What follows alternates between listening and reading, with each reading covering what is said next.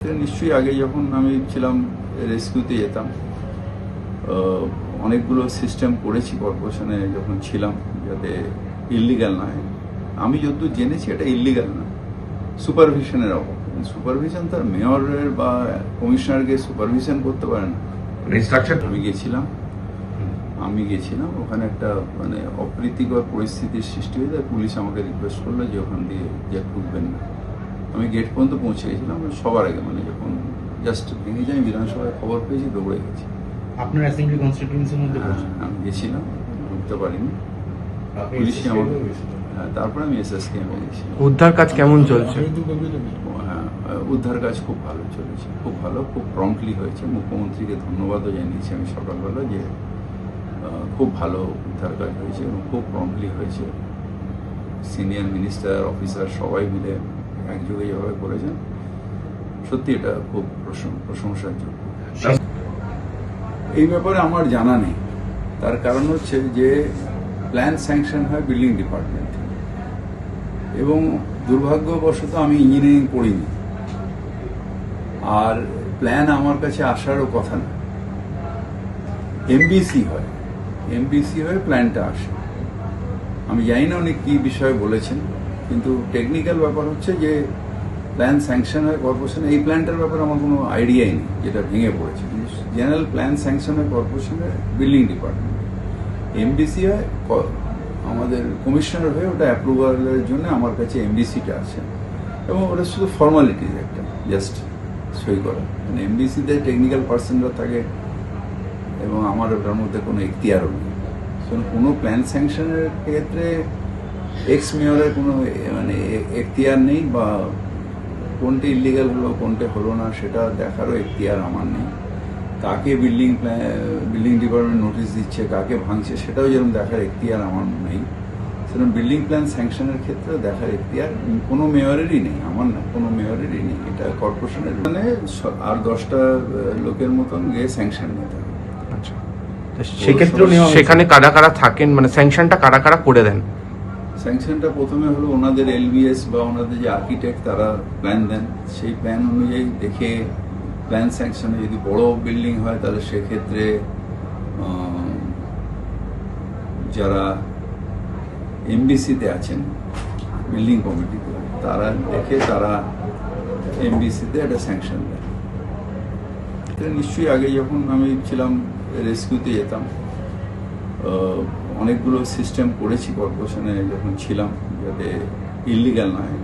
আমি যতদূর জেনেছি এটা ইল্লিগাল না, সুপারভিশনের অভাব। সুপারভিশন তার মেয়রের বা কমিশনারকে সুপারভিশন করতে পারে না। স্ট্রাকচারটা কর্পোরেশনের সব ডকুমেন্টেই, যেটা এমবিসির হয়তো ওটা উনি দিয়ে দিয়েছেন, যেটা আমি জানি না, কিন্তু হয়তো এমবিসির রিপোর্ট সেটা নিশ্চিত হবে, যেখানে কমিশনার সইন করে, তারপরে অ্যাপ্রুভালের জন্য, এর জন্য আমার কাছে পাঠায়। আমি কিছু বলবো না, তবে কালকে যেভাবে যৌথ উদ্যোগে যেভাবে কাজটা হয়েছে, খুব ভালো হয়েছে, এবং প্রচুর প্রাণ বাঁচানো হয়েছে।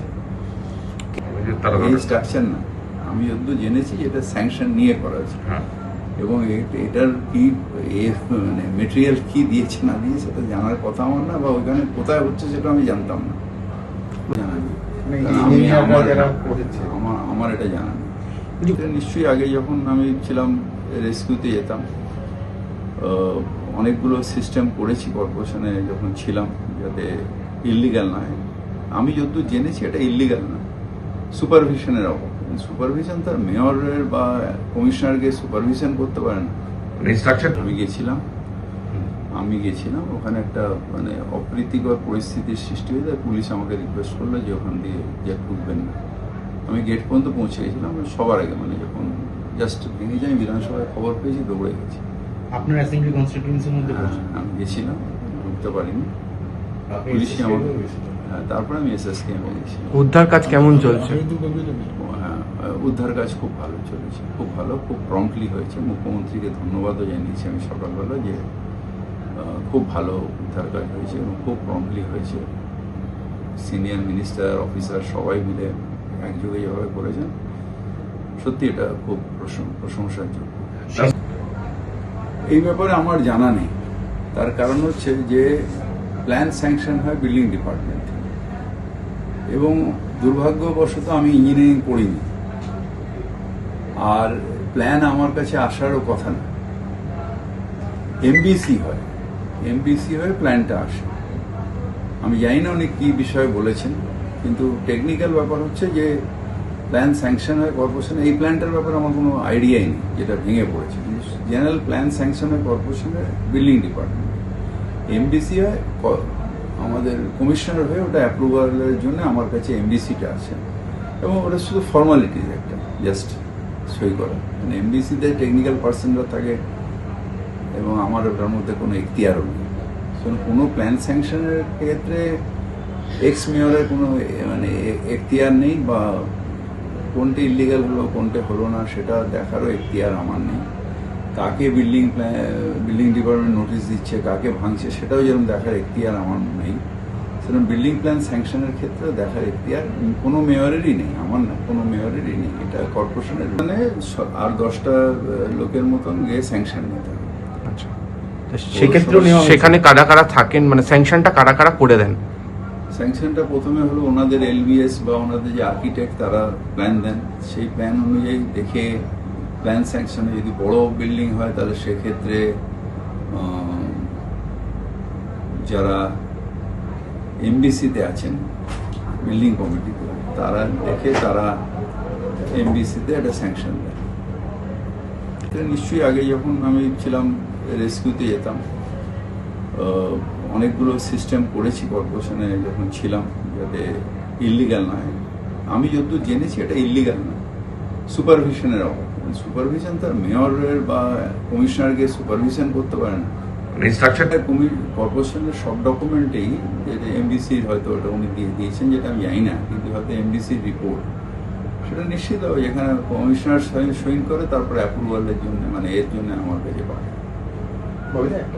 আমি কিছু বলবো না, তবে কালকে যেভাবে যৌথ উদ্যোগে যেভাবে কাজটা হয়েছে খুব ভালো হয়েছে, এবং প্রচুর প্রাণ বাঁচানো হয়েছে। এই স্ট্রাকচার না, আমি যতদূর জেনেছি এটা স্যাংশন নিয়ে করা হয়েছে, এবং এটার কি মানে মেটেরিয়াল কি দিয়েছে না দিয়েছে সেটা জানার কথা আমার না, বা ওইখানে কোথায় হচ্ছে সেটা আমি জানতাম না, জানা নেই। আমার এটা জানা নেই। নিশ্চয়ই আগে যখন আমি ছিলাম রেস্কিউতে যেতাম, অনেকগুলো সিস্টেম করেছি কর্পোরেশনে যখন ছিলাম, যাতে ইল্লিগাল নয়। আমি যতদূর জেনেছি এটা ইল্লিগাল না, সুপারভিশনের অভাব। সুপারভিশন তার মেয়রের বা কমিশনারকে সুপারভিশন করতে পারে না। ইনস্ট্রাকশন আমি গেছিলাম ওখানে, একটা মানে অপ্রীতিকর পরিস্থিতির সৃষ্টি হয়ে যায়। পুলিশ আমাকে রিকোয়েস্ট করলো যে ওখান দিয়ে যে ঢুকবেন না। আমি গেট পর্যন্ত পৌঁছে গেছিলাম সবার আগে, মানে যখন জাস্ট ভেঙে যাই, বিধানসভায় খবর পেয়েছি, দৌড়ে গেছি। আপনার অ্যাসেম্বলি কনস্টিটিউয়েন্সির মধ্যে আমি গেছিলাম, ঢুকতে পারিনি, আপনি পুলিশই SSK আমাকে, গেছিলেন? তারপরে আমি এসএসকে